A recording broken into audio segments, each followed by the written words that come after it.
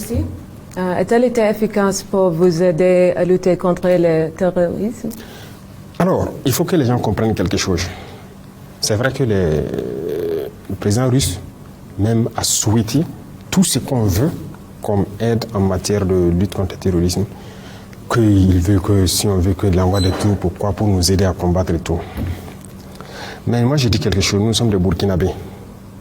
Personne ne viendra se battre pour nous. Ça, c'est intrinsèque à nous, Burkinabés. Donc, tout ce qu'on fait avec la Russie, si on a besoin d'équipement, la Russie, en tout cas, a ouvert la porte. Tout ce qu'on veut payer, ils sont prêts à nous vendre.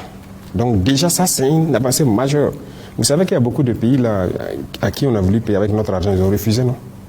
Oui, beaucoup de pays européens et tout, ils ont refusé totalement de nous vendre les équipements.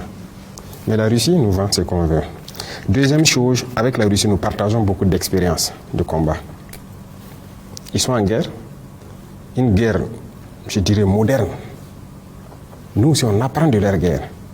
Nous sommes en guerre et aussi ils apprennent de notre guerre. Vous comprenez? Donc, il y a un partage d'expérience. C'est un domaine assez restreint. À part ça, personne ne nous aide sur le terrain. Ce sont les soldats burkinabés qui se battent, qui reconquièrent nos terres et qui continuent de progresser. Personne ne sait comment ça avance. Même la formation, on se forme entre nous. Personne ne forme l'armée burkinabé. Voilà. Parce que nous avons un concept, j'aime le dire aux gens, je le dis tout de suite. Vous, les Européens et autres, vos armées là, est-ce que c'est Dieu qui est venu vous montrer comment on fait la guerre? Est-ce que vous êtes plus intelligents que nous? On a le même cerveau.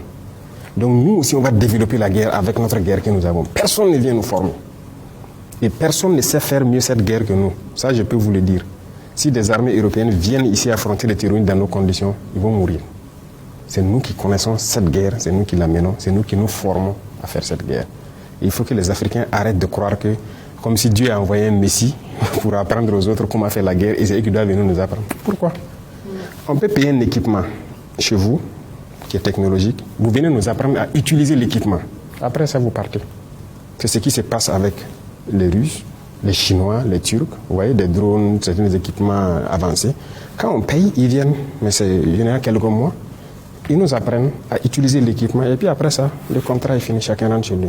Mais sur le champ de bataille, c'est burkinabé. Ce sont nos terres, et c'est nous, on va se battre pour nos terres.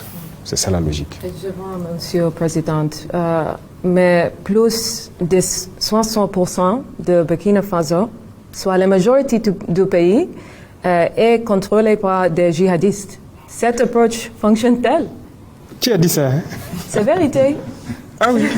C'est les femmes. Après ici, vous prenez partout où vous voulez sur la carte. En ligne, print, là? En ligne. En ligne? En ligne, vérité. Le fait. Regarder des informations sur Internet. Ah oui. Voilà, c'est ça. Ce sont les mêmes là. Les mêmes médias, les mêmes gouvernements là. Ils prennent le Burkina en rouge. Ça, c'est faux. Mais moi, je suis le chef de l'État. Ou bien, tout de suite, on vient de discuter les tentatives d'assassinat et tout. Citer une ville. Il y a juste quelques villes que je n'ai pas encore visitées. Moi, je pars partout. Et tout le monde part partout.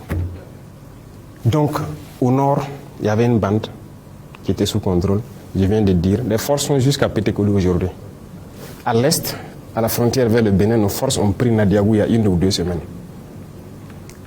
À l'instant, là, ils sont à Pognou, à côté de chez vous. C'est où on ne peut pas partir. C'est du mensonge. Ils mentent. Tout est archi faux. Si c'était tel que vous le dites, on fait le tour du Faso ici, non? On roule, non? À vélo, non? On organise nos événements, non? Il y en a même qui disaient la dernière fois que Djibo a disparu, Djibo est tombé. Pendant le même temps, il y avait une compétition de football à Djibo qui a été clôturée il y a quelques jours. Ils mentent. L'art de mentir, c'est dans les médias occidentaux. Beaucoup de ces médias mainstream, comme j'aime dire, ils ne font que mentir pour vous vendre de fausses informations et croire que tout va mal. Au contraire, beaucoup de choses vont bien ici. Notre économie se porte très bien, on se porte mieux dans notre combat et on avance. Donc, ce que vous lisez sur Internet, attention. La Russie vous aide-t-elle à gérer votre image en ligne? Pourquoi? Moi, je n'ai pas besoin de ça. Les Africains le font déjà. Beaucoup de vos populations en Europe le font déjà. En Amérique, un peu partout. Vous pensez que tous ces gens-là, c'est nous, on peut les aider, les payer ou quelque chose? Non. Je pense que les gens ont vu notre combat. Ils ont compris notre combat. Et vous voyez, c'est cette habitude que les gens ont là. On paye les gens pour gérer quoi? Pourquoi? Aider à organiser son image en ligne, quoi. Non, non, non. On a dépassé ça. Des médias nous ont approchés pour faire ça. Je vous ai dit ça. On a dit on ne paye pas. On ne fait pas. Allez-y gâter notre image. Ils le font, non? Jeune Afrique, RFI, quoi. On ne va jamais payer pour ça. Avant, ça se faisait. Et là où même on faisait payer, j'ai fait fermer tout. On ne paye plus rien. Parce que vous avez une société d'État, ils les font prendre des actions dans leurs médias. Action dans un média, ce n'est pas un retour. Vous investissez. J'ai fait arrêter tout. C'est lui qui vient à salir notre image. Nous, nos populations savent ce qu'on fait. Les Africains savent ce qu'on fait. Les populations qui veulent d'un monde juste à travers partout dans le monde savent ce qu'on fait. Donc, à l'initiative, les gens parlent de ce qu'on fait de bien. Parce que ce qu'on fait aussi est juste. Notre combat est juste. Donc, on ne paye pas quelqu'un pour laver les images ou quoi. Non, épargner les Russes de ces choses-là. Hein? Toutes choses, c'est les Russes. Vous croyez que l'Africain n'est pas capable de faire quelque chose? C'est la Russie qui doit chaque fois tenir la main des gens. Pardonnez, laissez-les tranquilles. Les Russes sont dans leur combat là-bas. On a de très bonnes coopérations, mais ne croyez pas qu'ils sont dans un esprit d'esclavagiste, comme ce que les gens pensent. Non, les Russes ne sont pas comme ça. Ils ne s'ingèrent pas dans les affaires des gens. Et c'est ce que j'apprécie chez eux. Oui, justement, concernant ces nouveaux partenariats stratégiques, notamment avec la Russie, on peut dire qu'il ne fait pas beau temps pour les alliés de la Russie, notamment au Venezuela, en Iran. Alors, sur cette base, est-ce que vous voyez l'hiver noir venir jusqu'à Ouagadougou? Est-ce qu'il vous traverse l'esprit que vous soyez enlevé un jour comme quelqu'un et jugé ailleurs? Est-ce que l'hiver noir peut s'étendre jusqu'au Burkina? Vous savez, les Africains ont un problème.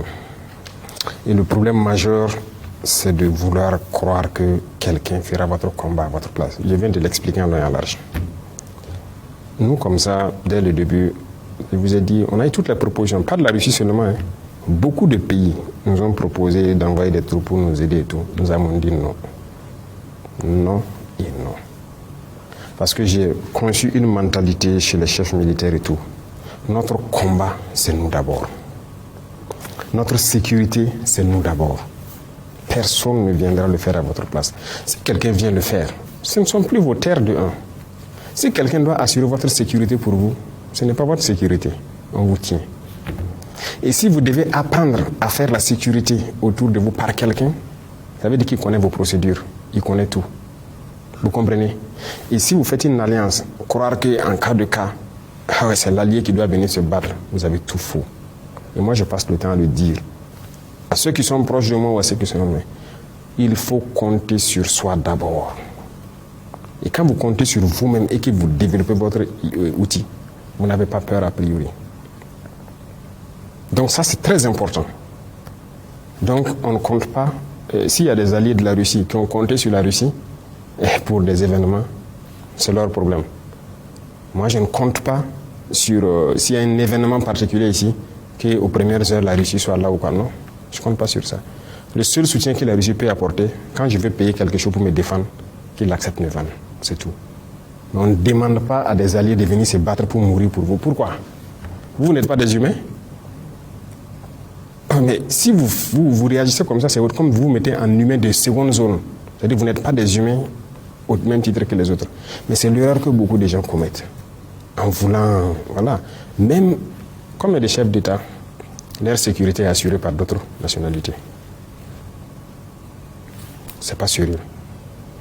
Deuxième chose, comme il y a des chefs d'État, quand c'est leurs propres hommes qui assurent, ils les envoient former ailleurs. Ça veut dire que nous, on est dépourvus d'intelligence pour développer quelque chose. Si tu envoies ta sécurité aller former ailleurs, ça veut dire que ces gens maîtrisent ta procédure. Ils maîtrisent tout autour de vous. Donc vous n'avez rien fait en fait. Vous êtes assis, croyant que vous êtes habillé, mais vous êtes nu.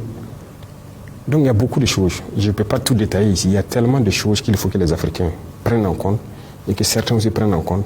Écoutez, nous on aime dire depuis le village, quand on te lave le dos, grouille pour laver ta face aussi. Donc il y a des alliances stratégiques qui permettent à ce que vous soutenez dans certaines sphères. Le reste là, il faut pouvoir développer vous-même. C'est comme l'industrie militaire. On est là en Afrique, on est assis. Moi, je dis oui, on a payé urgemment des équipements pour contenir notre menace et faire notre guerre. Mais vous croyez qu'on va continuer comme ça? En tout cas, pas le Burkina. Parce que notre mentalité est différente. Désormais, nous allons produire l'équipement militaire. Pour nous, et si les gens veulent, on va les vendre.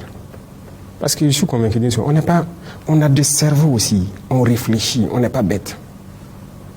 Mais si vous comportez d'une manière, c'est vous-même qui montrez aux autres que vous êtes bête. Vous ne produisez rien et vous n'avez même pas l'intention de produire quelque chose. Vous ne développez rien, que ce soit tactiquement ou techniquement, vous partez toujours vous adresser aux autres. Mais vous n'êtes pas des humains. Il ne faut pas compter sur les autres. Comptez sur vous-même d'abord. Et ça, c'est à l'échelle individuelle au Burkina. Chaque Burkinabé doit compter sur lui-même d'abord. Et la révolution, c'est cette mentalité. Vous voyez, avant tout le monde s'assoit, c'est l'État, c'est l'État. Nous sommes en train de changer la chose. Vous devez compter sur vous d'abord avant de faire appel à l'État. Et donc, jusqu'à l'échelle État, c'est comme ça.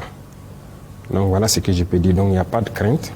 Nous, on a un système qu'on a développé, qu'on perfectionne au fur et à mesure. Mais personne ne vient nous montrer quelque chose, nous enseigner quelque chose. Tant que Dieu nous a donné un cerveau, nous on exploite notre cerveau pour réfléchir.